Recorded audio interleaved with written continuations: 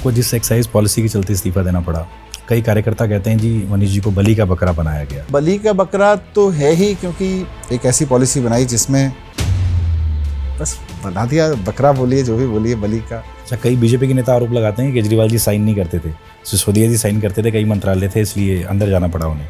क्या कहना चाहेंगे सिसोदिया जी? सच्चाई है, लोगों के बीच है। अभी भी देखने को मिलता है जितने भी बड़े नेता हैं बातें बड़ी बड़ी करते हैं, लेकिन किसी ने अपने बच्चे को सरकारी स्कूल नहीं भेजा है। आज हमारे साथ ऐसी शख्सियत हैं जिन्होंने दिल्ली के सरकारी स्कूलों की तस्वीर ही बदल दी। पूरी दुनिया में उनके शिक्षा मॉडल की चर्चा होती रही। इसका ही असर था कि डोनाल्ड ट्रंप की पत्नी मेलानिया ट्रंप भी दिल्ली के सरकारी स्कूल पहुंची थी। आज हमारे साथ मौजूद हैं मनीष सिसोदिया जी। मनीष सिसोदिया जी की कहानी उन्हीं की जुबानी सुनने के लिए नजरिया पॉडकास्ट के साथ जुड़े रहिएगा, क्योंकि आज मनीष जी कई राज से पर्दे उठाने वाले हैं। स्वागत है आपका मनीष जी। Thank you. तो जितनी ईमानदारी से आपने दिल्ली के सरकारी स्कूलों के लिए काम किया, आज उम्मीद करते हैं कि आप उतनी ही ईमानदारी और बेबाकी से हमारे सवालों के जवाब देंगे। बात ईमानदारी से करेंगे। जब आप राजनीति में आए होंगे मीडिया से, तो आपने कभी सोचा था कि इतनी ईमानदारी के बावजूद आपको कभी जेल जाना पड़ेगा?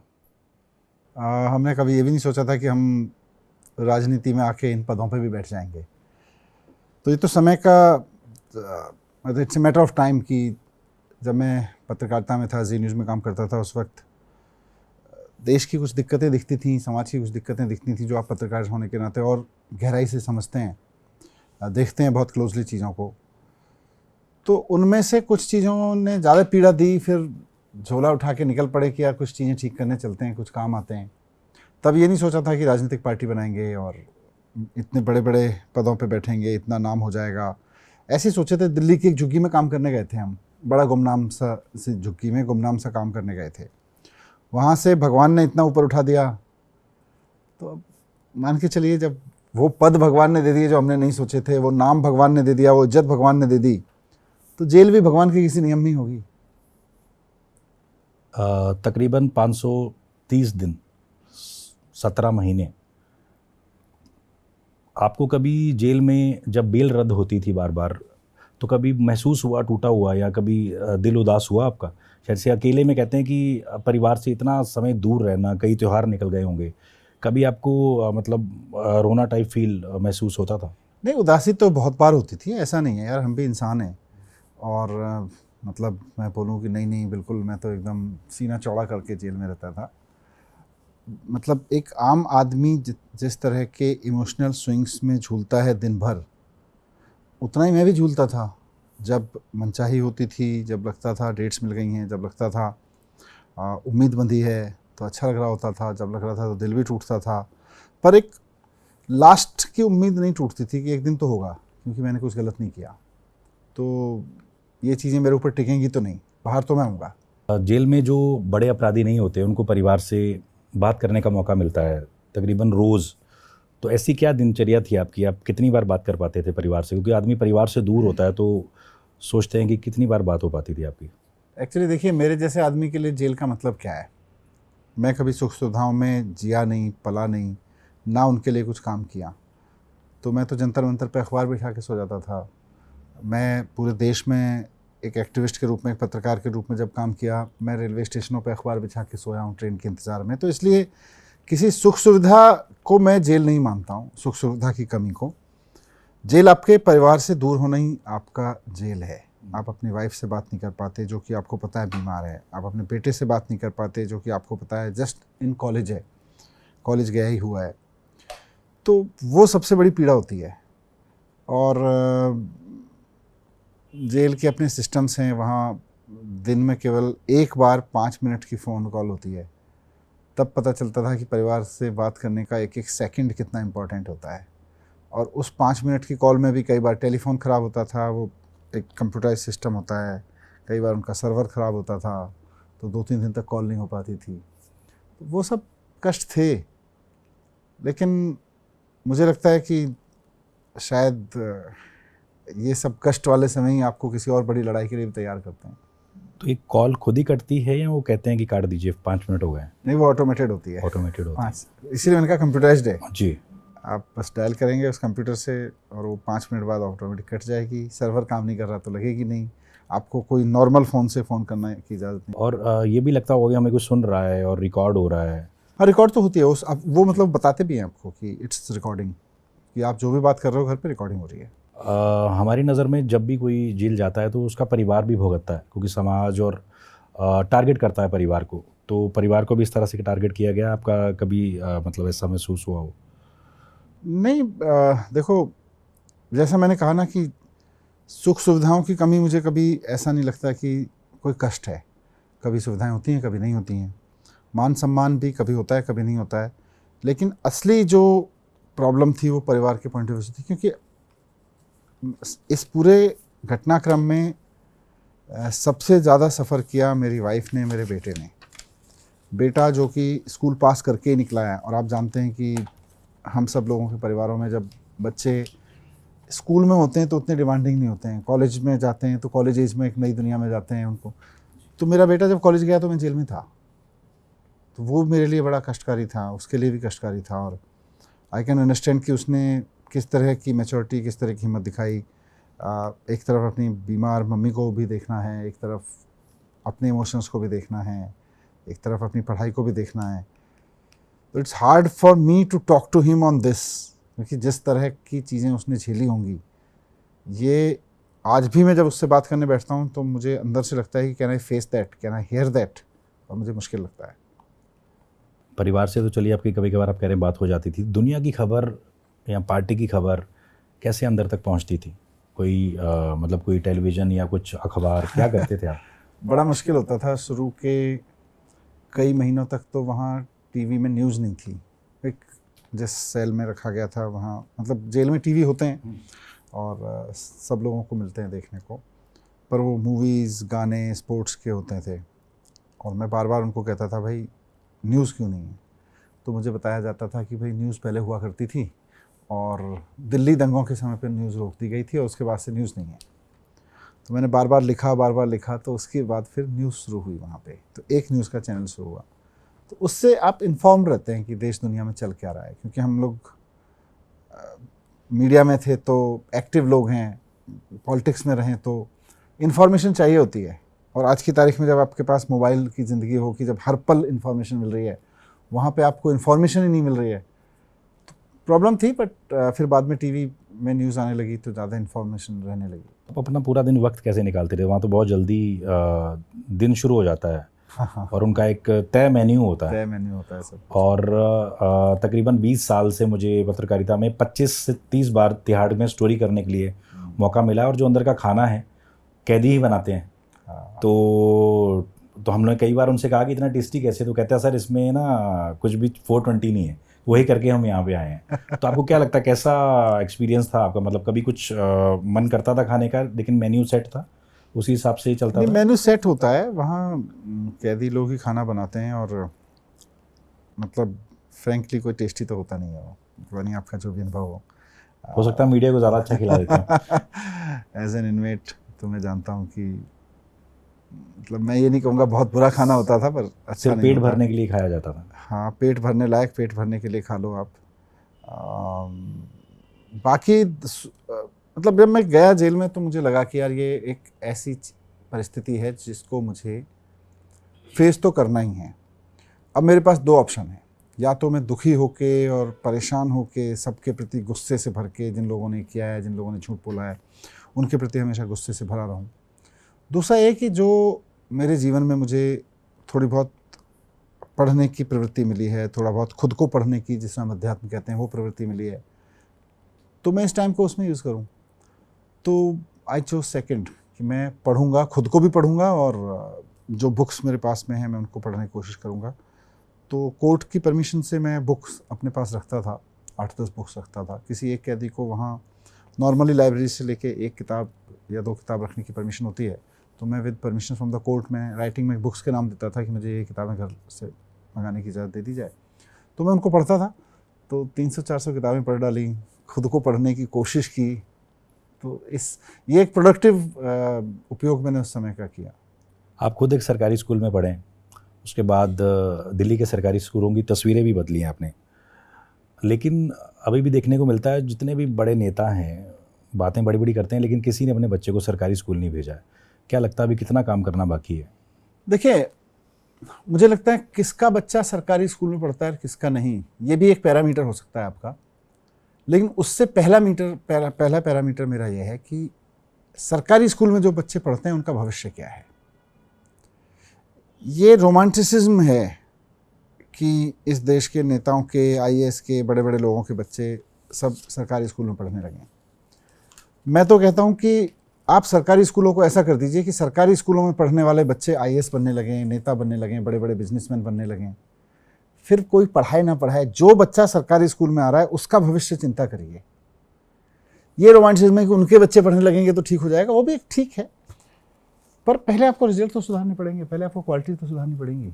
और मैंने वही किया। मुझे बार बार पूछा जाता था कि जी आपके कितने आईएएस के बच्चे वहाँ पे पढ़ रहे हैं, आपके कितने बड़े बड़े लोगों के बच्चे पढ़ रहे हैं। मैंने कहा आप चिंता करिए कि कितने बड़े लोगों के पढ़ रहे हैं, मैं चिंता ये करता हूँ कि मेरे पास जितने बच्चे पढ़ रहे हैं उनमें से बड़े कितने बनते हैं, कि उनमें से कितने आईएएस बनेंगे। मैंने कहा आप लेंस लेके ढूंढते रहिए कि किस आईएएस का बच्चा पढ़ रहा है, मैं आपको वो नहीं दिखा पाऊंगा, मैं ये ज़रूर दिखा दूंगा कि मेरे यहाँ से पढ़ने वाला कोई बच्चा आईएएस कैसे बन गया। और वो हमने दिखाया, आईआईटी गए, नीट क्रॉस किया बच्चों ने। मैं आपको छोटा सा वो बताता हूँ, मैं एक बार द्वारका में पेरेंट टीचर मीटिंग्स के दौरान स्कूलों में खूब घूमता था बतौर मिनिस्टर। तो वहाँ घूम रहा था तो एक व्यक्ति मेरे पास में आया, बहुत उदासी से, मतलब खुश होकर, इमोशनल होकर गले मिला। बोला सर आपकी वजह से मेरे बच्चों का भविष्य बन गया। मैंने यहाँ किस लिए आया हो? बोला मेरा दूसरा बच्चा पढ़ रहा है यहाँ पे सरकारी स्कूल में, और पहला बच्चा मेरा आईआईटी में चला गया, इंजीनियर बन रहा है। मैंने कहा बहुत बढ़िया। तो उसने उसका फ़ोटो लिया हुआ था, उसको पता नहीं था कि उसका बेटा कौन सी इंजीनियरिंग कर रहा है। बोला जी आईआईटी में पढ़ रहा है। मैं कहाँ पे? मुंबई में। तो मैंने उसका उसमें वो देखा, उसका डिटेल बच्चे का, वो एरोस्पेस इंजीनियरिंग में था। तो मैंने उससे पूछा आप क्या करते हो? तो उसने कहा जी मैं फ्लैट्स के नीचे, द्वारका में जो फ्लैट्स हैं किसी सोसाइटी में, फ्लैट्स के नीचे, सीढ़ियों के नीचे वो थड़ी लगा के प्रेस करता है वो बंदा। तो किसी सोसाइटी में सीढ़ियों के नीचे के स्पेस में प्रेस करने वाले बच्चे का बेटा, जो बिहार से कहीं से आके रह रहा था वहाँ पे, खुद वो 5वीं पास था बंदा, उसका बच्चा एक सरकारी स्कूल में पढ़ के आईआईटी में चला गया, मुंबई में एरोस्पेस इंजीनियरिंग में पढ़ रहा है। मैं उसको अचीवमेंट मानता हूँ। और मुझे लगता है वो सुनिश्चित कर लें कितने आईएएस के, कितने बड़े लोगों के बच्चे सरकारी स्कूल में पढ़े, वो सेकेंडरी क्वेश्चन है, बाद में सॉल्व करेंगे। आप मीडिया में थे 1 दशक से ज़्यादा वक्त तक, और कई पुराने मीडिया कर्मी कहते हैं जी मनीष जी आदमी बहुत बढ़िया थे, राजनीति में ऐसे चले गए। आप एंकर थे, प्रोड्यूसर थे, तो आपको कभी कभी लगता है, उनको लगता है कि मनीष जी को ना फंसा दिया गया राजनीति में? नहीं, राजनीति गंदी चीज़ है क्योंकि गलत लोग राजनीति में जाते हैं और हम बाहर से कोसते रहते हैं। तो हमने कहा भाई राजनीति में अच्छे लोगों को बजाना चाहिए, और हमने कुछ अच्छे लोग इकट्ठे किए, हम भी घुस गए राजनीति में। हमसे पहले राजनीति में अच्छे लोग नहीं हुए ऐसा नहीं है, पर एक टीम के रूप में होना आसान नहीं है। इक्का दुक्का या इंडिविजुअल्स हर पार्टी में अच्छे रहे हैं और हर दौर में रहे हैं, लेकिन एक पूरी की पूरी टीम एक मिशन को लेके अच्छे अच्छे लोगों को इकट्ठा करे और एक बेंचमार्क बना दे कि इससे नीचे कोई जाएगा तो बाहर निकाल देंगे पार्टी से, वो हमने सुनिश्चित किया। अब ज़रूरत तो है, अगर आप देश के लिए कोई सपना देखते हैं, अगर आप कोई बदलाव चाहते हैं देश में, तो अल्टीमेटली उसका एंड पॉइंट जहाँ से आप चीज़ों को ठीक कर सकते हैं राजनीति है। मैं आपको एक छोटा सा एग्जांपल और देता हूँ, हो सकता है आपके जवाब के हिसाब से वो लंबी बातचीत हो, मैं छोटा सा कोशिश करूँगा। मैं जब पत्रकार था तो मुझे एजुकेशन का पहले से शौक़ है कि एजुकेशन बढ़नी चाहिए देश में। तो मैंने अपनी तनख्वाह से 5 लड़कियों को पढ़ाना शुरू किया था, उनको स्कूल की फ़ीस देनी शुरू की थी दिल्ली में, इधर मयूर विहार साइड में। मेरी शादी हुई तो मेरी वाइफ भी सॉफ्टवेयर इंजीनियर थी, तो वो भी एक कंपनी में काम करने लगी और उसने भी, हमने फिर बच्चों को पढ़ाना शुरू किया। हमारी देखा देखी कुछ और दोस्तों ने सपोर्ट करना शुरू किया, तो हम 20-25 बच्चियों की फ़ीस देते थे। ये हमारा उस वक्त का बेस्ट था, जो हम एक पत्रकार होने के नाते, एक नौकरी पेशा आदमी होने के नाते हम बेस्ट कर सकते थे कि कुछ बच्चियों की फ़ीस स्पॉन्सर कर देते हैं। हम कुछ दोस्तों ने वो किया, 4-5 साल तक किया। इत्तेफाक से मैं नौकरी छोड़ के फिर सोशल सेक्टर में आ गया, सोशल सेक्टर से राजनीति में आ गए। जब मैं सरकार में बैठ के शिक्षा मंत्री बन के काम किया तो मैं दिल्ली के 44 लाख बच्चों के लिए काम कर रहा था। तब मैं एक दिन बैठा हुआ सोच रहा था वहाँ पे कि अगर मैं दूर से बैठ के सोचता रहता राजनीति गंदी चीज़ है, इसमें नहीं जाना चाहिए, जब हम पार्टी बना रहे थे लोगों ने समझाया था, अगर मैं उनकी बात मान लेता तो मैं आज 44 लाख बच्चों के लिए एजुकेशन के लिए काम नहीं कर रहा होता। मैं 4 बच्चों के एजुकेशन के लिए काम कर रहा होता अपनी बेस्ट सैलरी में से निकाल के।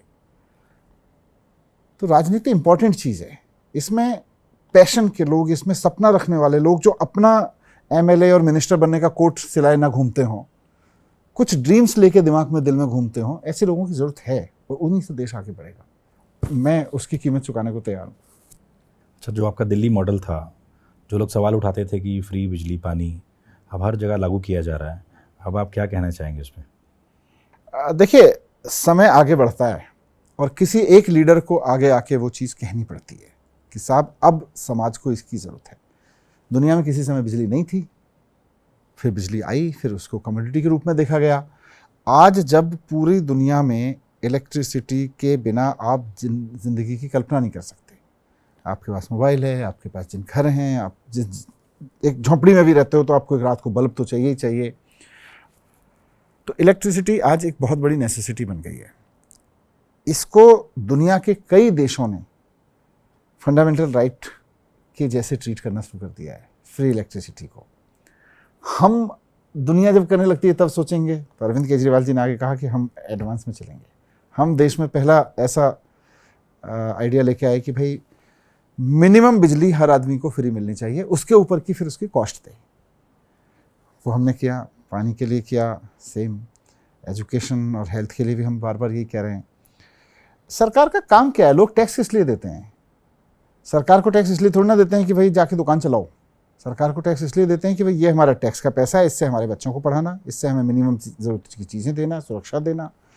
उसी की चीज़ें सरकार कहने लगे भाई हम तनख्वाह के लिए आपसे टैक्स लेंगे और बाकी जो भी सर्विस हम देंगे उसको आपको अलग से कॉस्ट लेंगे। That's a bad model. तो मुझे अच्छा लगता है कि जब बाकी राज्य की बाकी पार्टियां भी उसको समझ रही हैं। अभी दिल्ली में चुनाव हुए, सरकार नहीं बन पाई, आगे दिल्ली में क्या प्लान रहेगा? कॉरपोरेशन के भी चुनाव होंगे, कार्यकर्ता अभी भी आप लोगों के काफ़ी एक्टिव नज़र आते हैं, तो आगे क्या प्लान है आम आदमी पार्टी का?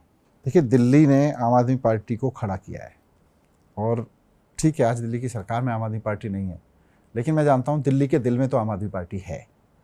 ये मजाक नहीं है कि 10 साल सरकार चलाने के बाद और इनके तमाम प्रोपेगेंडाज के बाद भी बस 0.8% लोग कम थे भारतीय जनता पार्टी के मुकाबले हमको वोट देने वाले। केवल 0.8% वोट कम मिले हमको।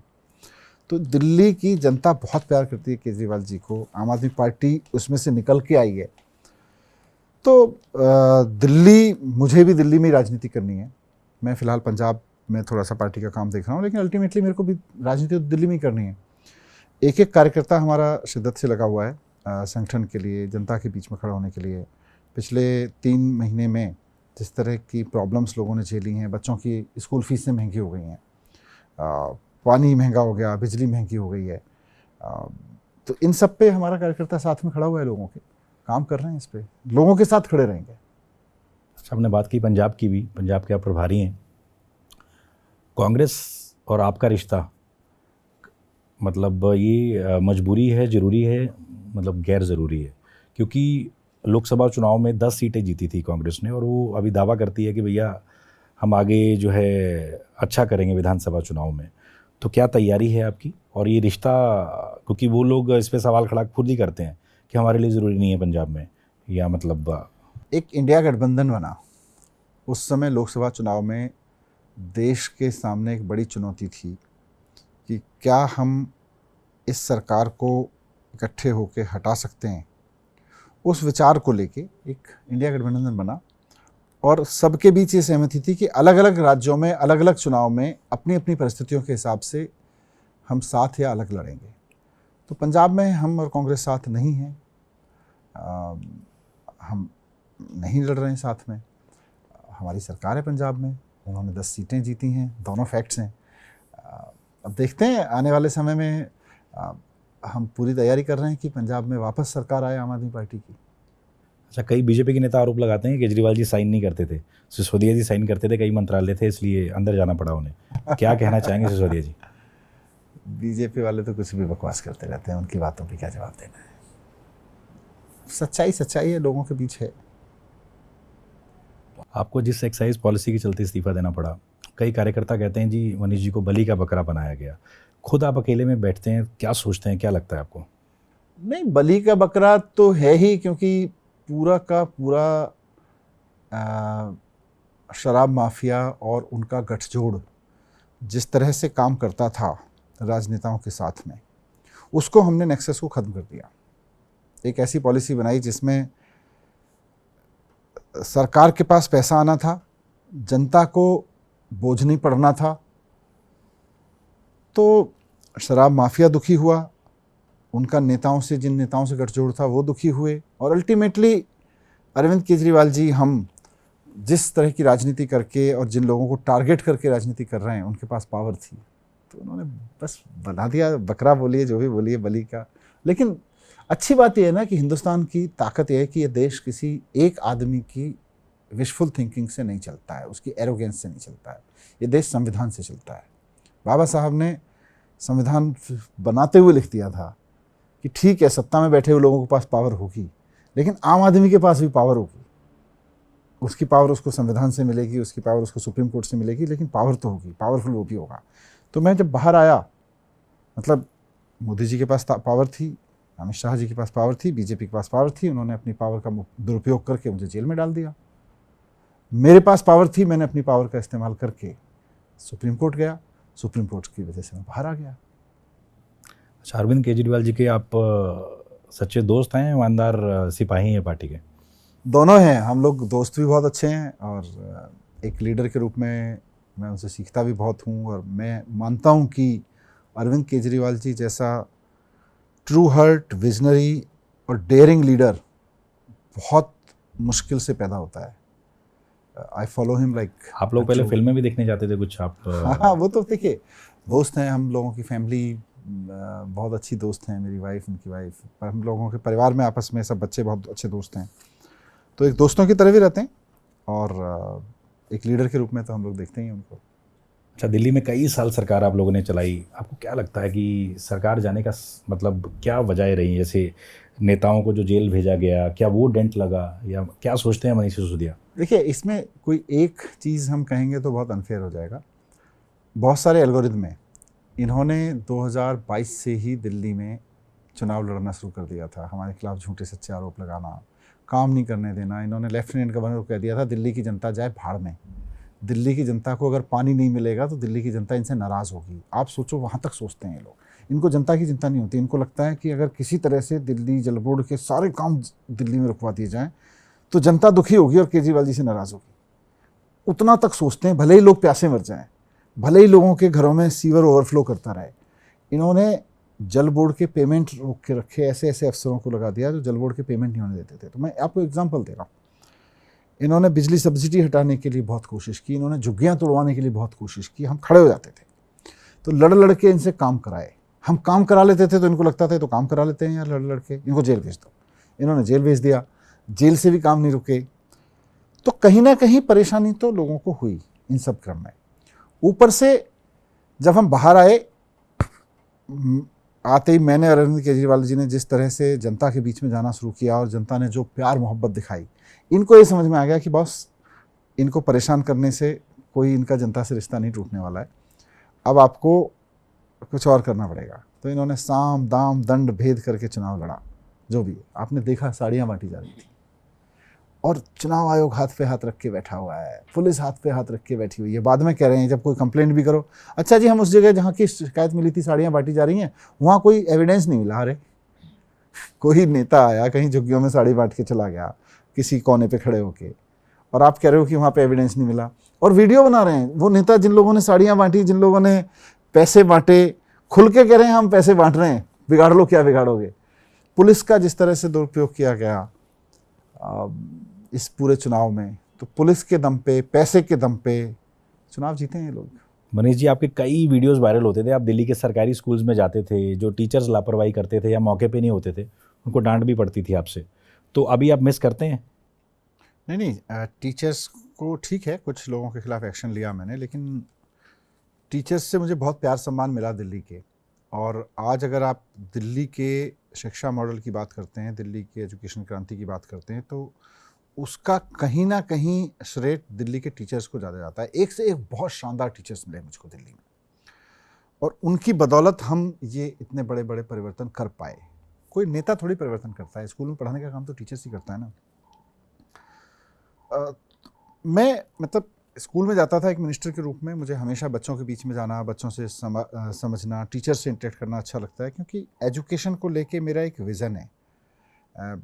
एक पत्रकार के रूप में मैंने जितना देश को जाना समझा, एक व्यक्ति के रूप में, पढ़े लिखे व्यक्ति के रूप में जितना देश को जाना समझा, मुझे लगता है कि इस देश में एजुकेशन की बात होनी ज़रूरी है। अभी हम जहाँ खड़े हैं, हम हर मुद्दे पे बात करते हैं, एजुकेशन पे बात नहीं करते। और जब एजुकेशन पे बात करते हैं तो बहुत ज़्यादा करेंगे, कमरे ठीक बन गए, मिड डे मील हैं, टीचर टाइम पे आ रहा है कि नहीं आ रहा। भाई ये बहुत छोटी चीज़ें हैं, दुनिया इनसे कहाँ की आगे निकल चुकी है, पहले ये ठीक कर लो, ये ज़रूरी है। पर एजुकेशन, द एजुकेशन पे बात करो। आज दुनिया में कोई भी देश जहाँ खड़ा है उसमें उसके नेताओं का योगदान होगा, उसमें इंडस्ट्री का योगदान होगा, ये मैं सहमत हूँ। पर उसमें सबसे बड़ा योगदान इस बात का है कि वहाँ एजुकेशन सिस्टम कैसा है।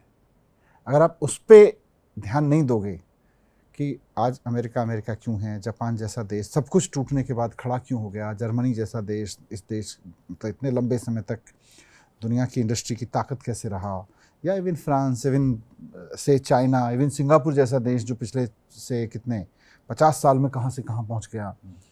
ये सारे मॉडल्स को आप देखेंगे तो कहीं ना कहीं इसमें एजुकेशन का योगदान है, और हम वो मिस कर रहे हैं अपने देश में, वो बहुत ज़रूरी है। आगे आपको क्या लगता है, जो पंजाब में अभी सरकार है, कई बच्चे जाते हैं विदेश पढ़ने, स्पेशली कनाडा, ऑस्ट्रेलिया, बहुत पैसा भी उनका लगता है क्योंकि लोगों को लगता है यहाँ रोज़गार नहीं है।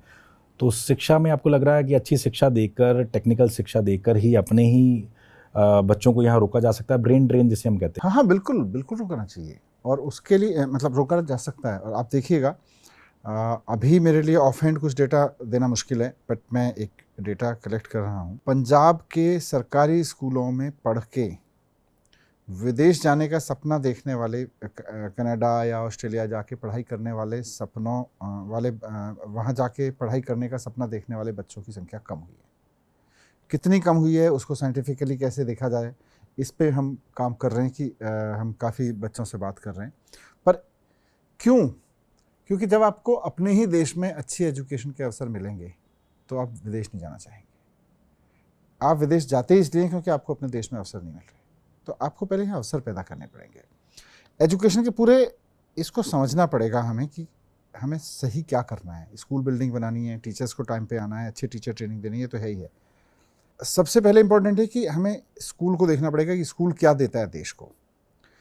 स्कूल सिस्टम देश को खड़े होने का आधार देता है, और यूनिवर्सिटी सिस्टम देश को खड़े होने की ऊंचाई देती है। कोई भी देश अपने समाज में कितनी मजबूती से खड़ा हुआ है, ये उसका स्कूल सिस्टम तय करता है। कोई भी देश तरक्की की कितनी ऊंचाइयां छुएगा, ये उसकी यूनिवर्सिटी तय करती हैं। ऐसा मेरी एनालॉजी है, ये मेरी अपनी एक डेफिनेशन है। हमारा स्कूल सिस्टम रॉटन है, इसलिए हम अपने ज़मीन पे अपने आधार पे खड़े नहीं हो पाते। हम दूसरों का आधार ढूंढते हैं, हम अमेरिका चले जाएं, हम कनाडा चले जाएं, क्योंकि हमारा स्कूल सिस्टम रॉटन है। यहाँ शानदार एजुकेशन सिस्टम बनाना पड़ेगा कि हर बच्चा अपने अंदर कॉन्फिडेंस के साथ खड़ा हो। और यूनिवर्सिटी सिस्टम में हमें नया सोचने की ताकत पैदा करनी पड़ेगी। हम रूटीन पढ़ रहे हैं, हम 1980 के पैटर्न पे अपने बच्चों को पढ़ा रहे हैं। मैं समझता हूँ इसको बदल के हमें एकदम beyond box, out of the box thinking करनी पड़ेगी। पंजाब में मान साहब की सरकार, हरजोत बैंस जी काफ़ी कुछ नए प्रयोग कर रहे हैं एजुकेशन में, जिसमें स्कूल सिस्टम को ठीक किया है, हम हायर एजुकेशन सिस्टम को ठीक कर रहे हैं, और एक ओवरऑल कोशिश कर रहे हैं कि देश के एजुकेशन सिस्टम में जो बदलाव लाने की ज़रूरत है वो दिल्ली में हम काफ़ी हद तक लाए, और पंजाब में उसको कैसे एस्टेब्लिश किया जाए। आने वाले कुछ महीनों में बिहार में चुनाव है, तो आम आदमी पार्टी चुनाव लड़ेगी बिहार में, क्या लगता है? हाँ, बिहार में पार्टी लीडरशिप के बीच चर्चा हुई है, और बिहार में चुनाव लड़ रहे हैं हम लोग। कुछ दर्शकों के सवाल कई दिनों से आ रहे थे, तो रैपिड फायर करते हैं मनीष जी से, क्योंकि ये मीडिया कर्मी भी रह चुके हैं। तो एक शब्द में बताइए, आपके लिए ज़्यादा पूजनीय कौन है, अरविंद केजरीवाल या अन्ना हज़ारे? पूजनीय तो अन्ना हज़ारे जी हैं। अरविंद केजरीवाल मेरे अच्छे दोस्त हैं और बहुत शानदार लीडर हैं, पर अगर आप पूजनीय शब्द यूज़ करेंगे तो मैं समझता हूँ अन्ना जी। इंडिया गठबंधन या विपक्ष के कौन से नेता हैं जो पीएम बनने लायक दिखते हैं आपको? पता नहीं, पीएम बनने लायक कौन दिखेगा, मैं देखता नहीं। अच्छा, मुझे तो अरविंद केजरीवाल दिखते हैं पीएम बनने लायक। आपका फेवरेट पीएम 47 से अभी तक का? अलग अलग लोगों ने अलग अलग तरीके से काम किया है। फेवरेट कहेंगे तो बहुत अलग है। मतलब मैं नेहरू जी को देखता हूँ तो मुझे लगता है कि यार उनको जिस तरह का देश मिला था, आपस में लड़ता झगड़ता, 12% हमारी आबादी लिटरेट थी, अखबार पढ़ने लायक भी नहीं थी, सिग्नेचर करने लायक नहीं थी, उसको खड़ा करने से लेके आईआईटी और आईएम जैसी चीज़ें खड़ा करना। और उस वक्त हमारी इंडस्ट्री भी बहुत डरी हुई थी, देश डरा हुआ था कि कहीं हम किसी कंपनी के गुलाम ना फिर बन जाएं। हम 100 साल कंपनी के गुलाम रहे हैं, तो कंपनियों से डरा हुआ था लोग तो सरकारी कंपनियां खड़ी करके देना कि चिंता मत करो, सरकारी कंपनियां हैं। नेहरू जी का योगदान, इंदिरा जी का योगदान, डिसाइसिवनेस, मतलब वी फील प्राउड कि इंदिरा जी जैसी नेता रही हैं। शास्त्री जी का योगदान, इवन राजीव गांधी जी का योगदान, इस देश में कंप्यूटर क्रांति और नए तरह से सोचना। ऑडियंस कहेंगे आपने सबका ही नहीं, नाम मैं लिया। इसलिए बोल रहा हूँ, जी। मैं आ रहा हूँ। नरसिम्हा राव साहब का योगदान जो एकदम मतलब पूरी इकोनॉमी को खोला, मनमोहन सिंह जी का, अटल बिहारी वाजपेयी जी का, जिन्होंने क्योंकि मैं एजुकेशन पे ज़्यादा सोचता हूँ, इस देश में हर बच्चे को स्कूल ले जाना, ये अटल जी ने और मुरली मनोहर जोशी जी ने मिलके पूरा अभियान चलाया इसको। तो सबका अपना अपना योगदान है। अच्छा, अभी देश का बेस्ट सीएम भगवंत मान जी का नाम नहीं आप ले सकते, बाकी बताइए। पता नहीं, वहाँ की जनता जाने। मैं तो 2 ही राज्यों से संबद्ध ज़्यादा हूँ। दिल्ली में अरविंद केजरीवाल से बेहतर ना हुआ है कोई, ना हो सकता है। और बीजेपी का कोई अच्छा सीएम आपको लगता हो? योगी, हेमंता, कुछ भी? सबकी कुछ कुछ चीज़ें मुझे अच्छी लगती हैं, बट ओवरऑल मुझे जो शिक्षा पे काम नहीं करता अच्छा नहीं लगता। शिक्षा मॉडल पे आपको लगता है पूरे देश में मुझे काम लगता है होना जो मुख्यमंत्री अपने बच्चों की शिक्षा के लिए पागल नहीं है, मुझे बिल्कुल अच्छा नहीं लगता है। मुझे लगता है आप किसी चीज़ के लिए पागल हो, लेकिन अगर आप अपने राज्य के बच्चों की शिक्षा के लिए पागल नहीं है तो आप राज्य का भला नहीं कर रहे हैं, अपनी पार्टी का और अपना भला कर रहे हैं। चाहिए। कांग्रेस अभी पीएम पद से कितने साल दूर रहेगी? पता नहीं, I am not an astrologer. आम आदमी पार्टी के 3 यंग नेता जो फ्यूचर हो सकते हैं पार्टी के। बहुत लोग हैं यार, किसको मैं बोलूँ। मैं तो अभी पंजाब में जाके मिल रहा हूँ, क्या लड़के लड़कियाँ हैं यार, कितने सारे सरपंच मुझे मिले, महिलाएं सरपंच बनी हैं। मैं अमेज्ड हूँ उन लोगों का काम देख के। मतलब सच बता रहा हूँ, ऐसा नहीं है कि मैं कोई डिप्लोमेटिक आंसर देने की कोशिश कर रहा हूँ। पंजाब में जाके मैं पार्टी के ऐसे ऐसे लीडर्स से मिला हूँ, यंग लीडर्स से। I am amazed. अगर आप आज शाम चाय पीने का मौका मिले तो कुमार विश्वास हैं, आशुतोष, आपके मित्र रहे हैं दोनों लोग। चाय तो किसी के साथ भी पी जा सकती है।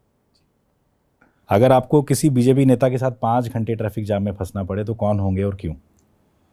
मैं नितिन गडकरी से बहुत प्रभावित हूँ। मुझे उनकी सोच, उनके जितने भी इंटरव्यूज़ देखता हूँ, मेरा काफ़ी इंटरेक्शन भी हुआ है। मतलब वो आदमी ड्रीम करते हैं, हाईवेज ड्रीम करना। जैसे मैं एजुकेशन पे सोचता हूँ ना कि एजुकेशन ऐसे होनी चाहिए, ऐसे होनी चाहिए। वो रोड सिस्टम, पब्लिक ट्रांसपोर्ट को लेके, ख़ासतौर से रोड ट्रांसपोर्ट को लेके उनका एक विज़न है। और मैं उनके साथ जितना भी बैठा हूँ, मुझे हमेशा सीखने को मिला है। तो अगर ट्रैफिक जाम में 5 घंटे उनके साथ मिले तो शायद कुछ और। अच्छा, अगला सवाल मेरा यही था, उसमें गडकरी जी थे। यानी आपको डिसेंट ज़्यादा कौन लगता है राजनीति में, नितिन गडकरी या राहुल गांधी? राहुल गांधी जी के साथ मेरा कोई इंटरेक्शन नहीं है कभी। मैंने जितना उनको टीवी पे देखा है या कुछ प्रोग्राम्स में आमने सामने हुआ है, नितिन गडकरी जी के साथ मेरा इंटरेक्शन काफ़ी है and I am impressed with him. अच्छा, अगर आपके हाथ में टाइम मशीन हो, स्कूल के कौन से दिनों में वापस जाना चाहेंगे? Prayer time, mid day meal या पीटी पीरियड? जो आप सरकारी स्कूल में पढ़ते रहे हैं। अच्छा, जब मैं पढ़ता रहा जी। था, मिड डे मील मेरे समय पे स्कूल में होता नहीं था। पीटी पीरियड बहुत अच्छा लगता था, और प्रेयर टाइम तो बेस्ट होता था। आप जाके एकदम यूनिफॉर्म वगैरह पहन के, ब्लू स्काई ब्लू टाइप की हमारी शर्ट होती थी, वहाँ बैठते थे जाके। तो उसी टाइम मशीन में आप दोबारा शिक्षा मंत्री दिल्ली के 5-7 साल पहले, तो अब आप क्या लगता है कि मेरा ये काम यार छूट गया था, मुझे जाना पड़ गया, क्या करना चाहेंगे? अगर काम तो बहुत सारे छूट गए। मैं एक चीज़, बाकी सब चीज़ें ठीक हैं। अच्छे मार्क्स आने चाहिए, अच्छे बच्चे बनने चाहिए, अच्छे इंसान बनने चाहिए, अच्छा कैरियर बनना चाहिए। बट मुझे लगता है देश को एजुकेशन सिस्टम में एक अलग तरीके के पागलपन की ज़रूरत है। वो ये कि हर बच्चा एक अच्छी नौकरी देने वाला बनने की कैपेसिटी बन के निकले। अभी हर बच्चा एक अच्छी नौकरी करने वाला बन के निकलता है, जहाँ से अच्छी एजुकेशन दे पा रहे हैं। इसको बदल के हम अच्छी नौकरी देने वाला बने, वो अगर बन पाए, उस पर हमने काम शुरू किया था। दिल्ली में काम शुरू किया था, पंजाब सरकार ने भी काम किया है इस पर। पूरे देश के एजुकेशन सिस्टम में सबसे बड़ा बदलाव अगर मैं चाहता हूँ और स्थायी बदलाव वो है कि हम अच्छी नौकरी बनाने वाले, अच्छी नौकरी पाने वाले बच्चे निकाल के भेज रहे हैं। जहाँ भी हम अच्छी एजुकेशन दे रहे हैं, हम अच्छी नौकरी दे सकने वाले बच्चे पैदा करें कि जो स्कूल से बाहर निकलें तो अच्छी नौकरी दे सकें, पैदा कर सकें नई नौकरियाँ। अमेरिका ने यही किया है, जापान ने यही किया है, यूरोपियन कंट्रीज़ में आज दुनिया की बिजनेस उनके कब्जे में है, इसलिए क्योंकि उन्होंने अच्छी नौकरी देने वाले लोग बनाए, बिजनेस करने वाले लोग बनाए। हम नौकरी करने वाले लोग पैदा कर रहे हैं। तो मैं वापस जाके सबसे पहले इसी को ठीक करना चाहूँगा। और तो आगे पंजाब में क्या प्लान है आपका? क्या लगता है अभी तकरीबन 2 साल बाद चुनाव होगा वहाँ पे, 2 साल से भी कम समय बचा है, तो क्या क्या और देखो, मैं 2-3 महीने से पंजाब में घूम रहा हूँ, मैं गाँव में गया हूँ। एक तो बड़ी अच्छी बात यह है कि पूरे पंजाब में भगवंत मान जी को लेके एक बहुत पॉजिटिव और बहुत प्यार मोहब्बत का रिश्ता है। लोग मान साहब से प्यार करते हैं और वो ये देख रहे हैं कि ये आदमी हमारे लिए कुछ करना चाह रहा है। इसकी पार्टी ने इतनी हार्डशिप झेली, पंजाब के अपने अलग तरीके के चैलेंजेस हैं, उसके बावजूद मान साहब की सरकार ने और हमारे पूरे मिनिस्टर्स की टीम ने पिछले 3 साल में पंजाब में जो काम किया, मैं भी कई चीज़ों को देख के न सिर्फ खुश हूँ बल्कि हैरान हूँ कि यार इतना काम हो गया है। मतलब मैं 2022 में जब सरकार बनी थी, आपको बताऊँ, मैं पंजाब के स्कूल्स में जाता था और देखता था यार, मतलब हर ज़िले में, हर विधानसभा में, छोटे छोटे गाँव में, कस्बों में बच्चे फ़र्श पे बैठ के पढ़ रहे हैं और फ़र्श भी टूटे फूटे हैं, जाले कमरे टूटे हुए हैं। कैसे पढ़ाएंगे हम बच्चों को? पंजाब बड़ा है। पर 3 साल में आज पूरे पंजाब में एक भी क्लासरूम ऐसा नहीं है जहाँ बच्चे फ़र्श पे बैठ के पढ़ने को मजबूर हों, जहाँ पीने का पानी ना हो, जहाँ टॉयलेट्स ना हो, जहाँ बोर्ड ना लग गए हों। मतलब आई वॉन्ट से कि बस सारी फैसिलिटीज़ 5 स्टार हो गई हैं, अभी बहुत कुछ करना बाकी है। पर 3 साल के अंदर अंदर हमने एक भी स्कूल ऐसा नहीं छोड़ा है जहाँ ये फैसिलिटीज़ ना हो। तो ये अपने आप में एक अचीवमेंट है। आज पंजाब के 200 के करीब बच्चे जेई का एग्ज़ाम पास कर गए सरकारी स्कूलों से। पहले कभी सोचता ही नहीं था कि कोई जेई का एग्ज़ाम भी दे सकता है सरकारी स्कूल में पढ़ने वाला बच्चा। तो एक तरफ ये है, मोहल्ला क्लिनिक बने हैं, मुझे लगता है करीब 50-55 हज़ार के करीब सरकारी नौकरियां मान साहब की सरकार ने दी हैं। और हर तरफ ये चर्चा है कि यार पहली सरकार आई है जहां भर्तियां ईमानदारी से हो रही हैं। मतलब गांव के लड़के लड़कियां जो भर्ती की तैयारी करते थे, पेपर लीक हो जाते थे, मान साहब के समय पे बहुत ईमानदारी से भर्तियां हुई हैं। तो ये सब चीज़ें पंजाब में सिंक हो रही हैं।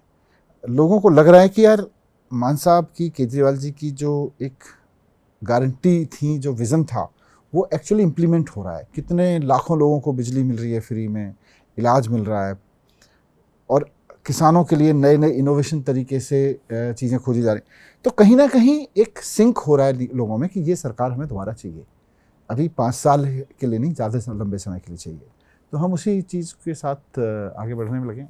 एक और बड़ा सवाल है, खुद मनीष सिसोदिया क्या हैं? दुनिया क्या जाने उनके बारे में जो अभी नहीं जान पाई? देखिए, वैसे तो मैं भी इंसान ही हूँ और मैं अच्छा इंसान बनूँ, आज से बेहतर कल बनूँ, कल से बेहतर परसों बनूँ, ये मेरी अपनी कोशिश में है। लेकिन मुझे लगता है मैंने अपने आप को एजुकेशन के लिए कमिट किया है कि मेरा जीवन एजुकेशन में कुछ बदलाव ला सके देश में, उसके लिए समर्पित है और उसी के लिए मैं काम करना चाहता हूँ। तो दुनिया अगर मुझे पहचाने तो, या कई बार मैं अपने कार्यकर्ताओं से भी पूछता हूँ इस तरह का सवाल जो आप मुझसे पूछ रहे हैं। मैंने कहा, मैं उनके साथ ये एक्सरसाइज कराता हूँ, उनको बोलता हूँ अपना फ़ोन खोलिए और अपना सेल्फी मोड में आ जाइए और अपना चेहरा देखिए, और अभी भगत सिंह आपके सामने आ जाएं तो आप अपने इस चेहरे की पहचान भगत सिंह से क्या करवाना चाहेंगे कि मैं ये हूँ। उसमें मेरे पद, मेरी सोच, मेरा विचार कुछ मायने नहीं रखता। मुझे लगता है अपने बारे में कि अगर आज भगत सिंह मेरे सामने आए तो मैं चाहूँगा कि मैं उनसे कह सकूँ कि आप जो देश छोड़ के गए थे, आज़ाद करा के गए थे, उन्होंने आज़ाद, मतलब उन जैसे लोगों की वजह से आज़ाद हुआ, तो उस आज़ाद देश की एजुकेशन पे काम करने वाला एक सिपाही हूँ मैं भगत सिंह को अपना परिचय देना चाहूँगा। शायद ये मेरा परिचय मुझे भी अच्छा लगेगा। और आगे आप क्या क्या करना चाहते हैं मनीष सिसोदिया, अगले 10 सालों की अगर बात करूँ मैं? देखिए, आम आदमी पार्टी अधिक से अधिक जगहों पे सरकार में हो और वहाँ हम एजुकेशन के ज़रिए एक नया भारत खड़ा कर सकें, नया समाज खड़ा कर सकें, उसी पे काम करना है मुझको। तो आज नज़रिया पॉडकास्ट में हमारे साथ मनीष सिसोदिया जी जुड़े, जो दिल्ली के उप मुख्यमंत्री रह चुके हैं और शिक्षा मंत्री रहते उन्होंने देश में शिक्षा क्रांति लाई थी दिल्ली के सरकारी स्कूलों के ज़रिए। उम्मीद करता हूँ ये पॉडकास्ट आपको पसंद आया होगा, क्योंकि हमारे पिछले पॉडकास्ट के लगातार कमेंट सेक्शन में ये कहा जाता था कि मनीष जी का पॉडकास्ट करिए। आज हमने आपको उनसे मिलाया। उम्मीद करता हूँ आपको ये एपिसोड पसंद आया होगा। अगर पसंद आए तो कमेंट ज़रूर करिएगा और बताइएगा कि इसमें आपको क्या क्या अच्छा लगा। बहुत बहुत शुक्रिया। Thank you Manish ji. Thank you.